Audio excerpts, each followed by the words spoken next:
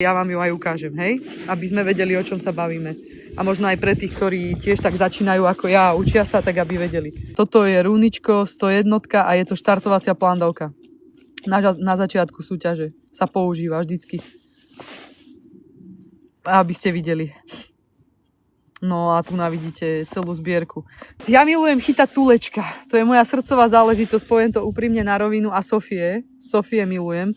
Lenže Sofie sa robia len 1 dvojky a 1 šesky a to v tomto prípade vôbec neprichádza do úvahy, lebo ryba je zrejme ďaleko, podľa toho, čo som počula.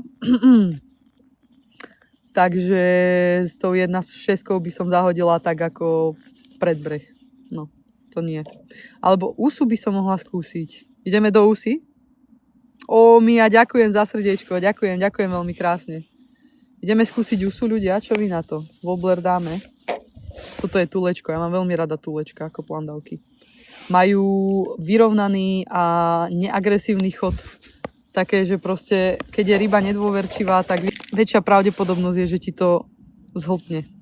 Kokoza, mám to aj nejaké gumy, čo tu Jolly ponehával, nejakých červíkov a tak. No, dúfam, že máš pravdu, Spartak, verím tomu. Úsa je inak úžasná.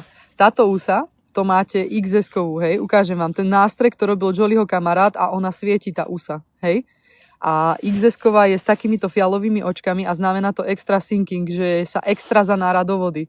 To znamená, že je ťažšia a tým pádom ju dohodím ďalej. Len má tú nevýhodu, že keď sú ryby hore, tak ťažko ju držíš v tom hornom stĺpci.